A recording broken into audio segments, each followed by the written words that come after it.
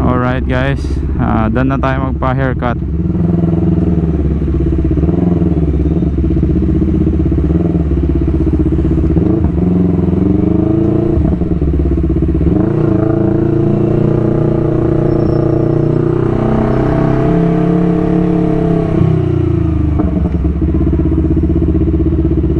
Ay nako,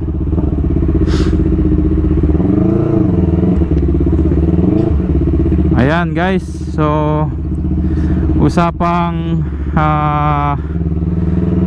big bike. So kung meron mga gusto sa inyong mag-upgrade from small bike, underbone, yan siguro from Raider, Sniper, ganyan, to much bigger bike. Much bigger kasi itong R3 naman guys, hindi ko pa kina-consider na big bike.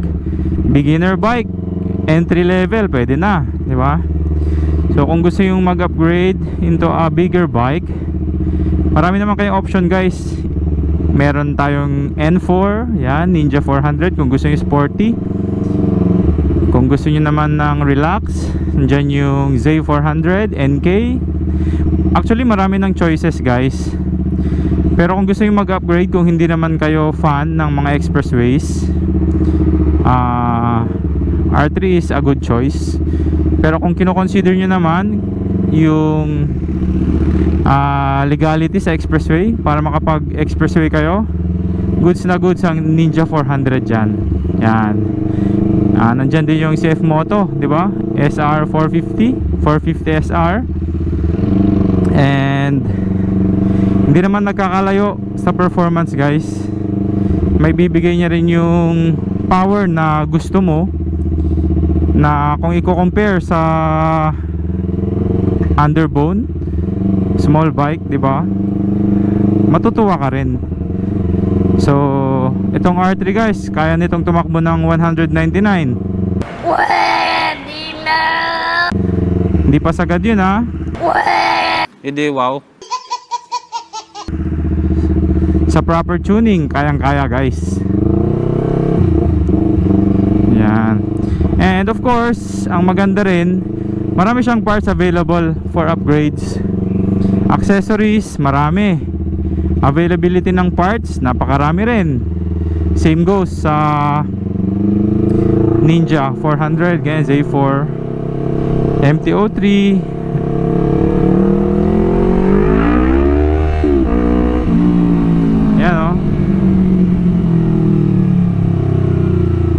And ayun guys, kung ikukumpara rin siya sa mga literal na big bikes na, napaka easy to maintain itong mga bikes na to, na mga nasa entry level, kasi mura lang naman yung mga pyesa nya. Ayan. And maraming available parts for upgrades. Parang itong R3 natin guys, kasi ang base model ng R3 guys, single disc lang siya, and nasa 4.5 yung rim niya sa likod. Pero itong atin guys, naka-upgrade tayo ng 3.5 dual disc front rim and 5.5 inch wide rim sa likod. So ang gulong na kinabit natin dito guys, 120 series sa harap and 180 series sa likod. So yung size na 180 and 120 guys, usually makikita mo yan sa mga sports bike na 600cc above. Yan. So nilagay natin siya dito sa motor natin. Mabigat ba? Kung tanong nyo, yes, mabigat siya. Pero dagdag din tayo ng ngipin sa sprocket. From 43 na stock, nag 45 tayo para mahabol niya yung bigat na nadagdag.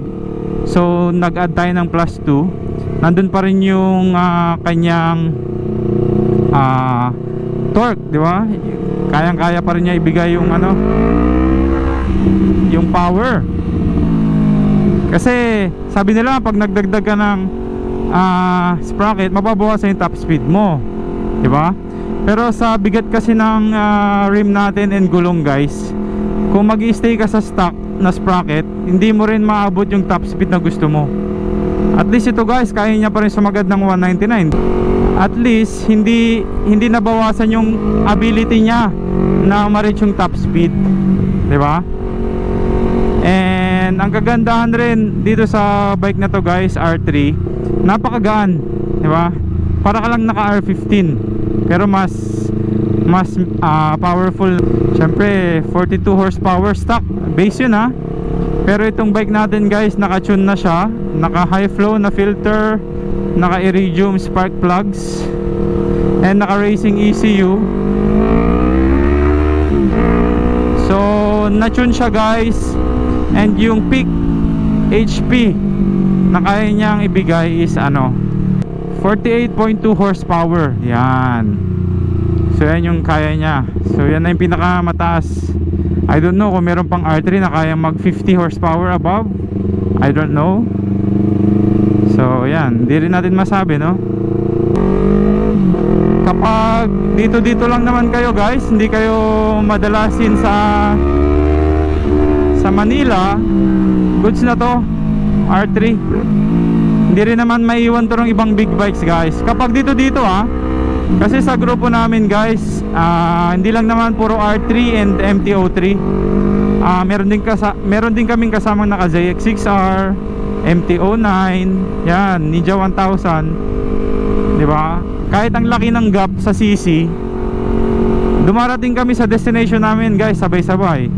Sa takbuhan naman, hindi naman nabibitin yung mga malalaking kasama namin kasi kapag dito lang naman tayo sa sa mga national road, hindi mo naman maisasagad yung bike mo dyan, especially 1000cc, hindi mo masasagad dyan. Kaya itong mga bikes na to, minsan tumatakbo kami 150 above, diba? So kayang-kaya makipagsabayan. Pero kung rektahan talaga, mahabang straight, talagang iiwanan ka ng mga big bikes. 1000cc liter bikes, 600, wala talaga. Pero kung dito lang, goods na to. Kung gusto mo ng reliable, madaling i-maintain, maraming parts, goods na sa'yo itong R3 guys. Pero kung gusto mo naman from small bikes na express legal, nandyan yung ating Ninja 400 Sports, di ba? May CF Moto 450 SR. And of course, kung gusto mo relax, dyan yung Z400, NK400, NK450. Marami ka ng choices ngayon guys. Sa budget na lang magkakatalo yan. Ayan.